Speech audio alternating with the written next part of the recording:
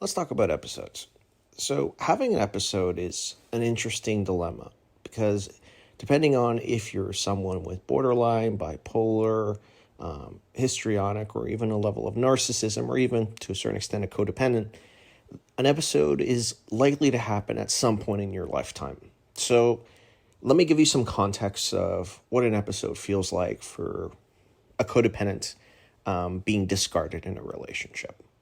So you have completely infused yourself with the connection that you feel with this other person. And with no warning at all, or at the very least with passive aggressive warnings, the relationship gets cut and there's absolutely no recourse. There's absolutely no recovery. It's just done. You have an emotional reaction that is a mixture of fear, anxiety, and I would say fight or flight syndrome. So, based on that, your brain is thinking at a million miles an hour. All you're thinking of is you need to get back with this person as quickly as possible. And throughout the chaos and throughout all the stress, you're attempting to analyze anything and everything in order to come to a conclusion, the conclusion that you guys are meant to be together. Of course, to everyone on the outside, you're coming off as crazy. You're projecting these notions of wanting to reconnect with the person when they've made it very clear in the most extreme way possible that they don't want to be with you. This, of course, is usually done in a very inhumane way. And what we have to understand about our brains is that when we get separated in this sense with this level of ruthlessness, our brains will automatically try to reconnect with our tribe. It's built in from a biological standpoint. This is what we call this is what we call a maniatic episode. The episode is where you're not thinking rationally. You're justifying what your actions are based on how you feel, and what you're feeling right now is a need to merge, a need to reconnect with this other person. Of course, this need to connect is taking precedent over your mental and physical well-being. This is when people tend to look at drugs, when they tend to go on destructive spirals, when they tend to become stalkers. All these elements tend to take place. And yet, when you're dealing with someone who is an extreme level, or you've been discarded at an extreme level, it's hard to find that balance. Most people are empathetic during a breakup. Most people understand that a breakup is never going to be easy, and dealing with a breakup is hard and repetitive. Sorry. So the element is that it needs to be weeded off very slowly. Like there's a big joke that ex-couples will hook up a couple of times before it's finalized. And I'm not saying that there isn't some truth there, or that it's even humorous in the sense when you're going through the anxiety, but there's something to be said about the element of disconnecting from someone that you hold dear. When you're discarded usually because the other person is not mentally sound. Whether that's a narcissist that has abandoned you for another supply, or whether that's someone as extreme as a counter-dependent that is fearful of the emotional connection that's being presented. The idea is that it's a ruthless discardation of not only you as a person, but of your emotions, of your values. And if you've gotten into a codependent relationship with this person, which is a high likely possibility, then you have a question to raise to yourself, which is, what does it mean for my value when I'm being discarded by someone I viewed with a high level of enthusiasm and a high level of respect? This element is what causes people to start thinking irrationally, and what we usually see when people are caught in a spiral. The idea of wanting to reconnect with someone after a breakup is normal.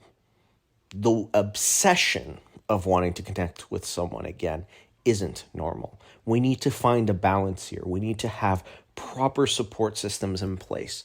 Most of the time, when you're dealing with people who are going through a spiral, you're dealing with someone who is lacking purpose in life, a person that's lacking direction because they have made their entire purpose and direction this other person. In some cases, to no fault of their own, and in other cases, completely of their own doing.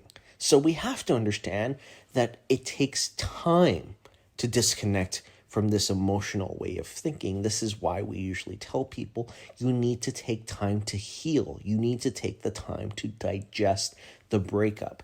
It is not the time to be psychoanalyzing your ex and determining what attachment style they are, or what personality disorder they might have, or what elements led to the breakup. There is a time for that.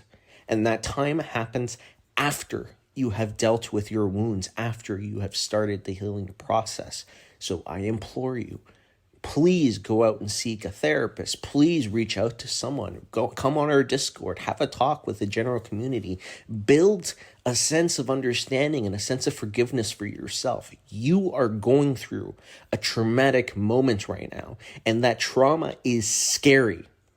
It is going to define you as a character moving forward for the rest of your life. And if you don't have proper support through this traumatic event, this scary and fearful event, you are going to repeat the same problems in the next relationship. And that's not something I want for any of you. Instead, what I want from you is an understanding and, more importantly, forgiveness. Forgiving yourself for thinking this way, forgiving yourself for the mistakes that you made, not only in the relationships, but the mistakes that you made in life in general, and learning from those mistakes and building a sense of character. That's what defines a person as being positive. That's what makes a true leader grow, a true person reflect and build character.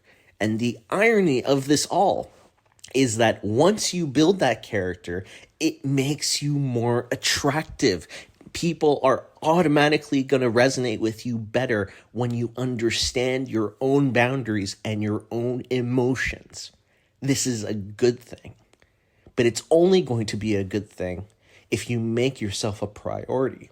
So I implore you, when you're feeling these episodes coming, when you feel the spiral coming, when you feel the obsession coming, I'm not here to tell you that you need to suppress that feeling. I'm not here to tell you that you can't think about your ex. That's an impossibility. But what I am here to tell you is that you have to remember what you came into this Discord or into this YouTube channel with. You wanted to get better. And in order to get better, we have to self-obsess. We have to look at ourselves and say, where do I need work? What do I need to do? It can't be about the ex. Once we get past that healing, once we've gone through the therapy, once the neurons in our brains have reconnected and have dealt with these short circuits, then and only then can we sit down and talk about the ex.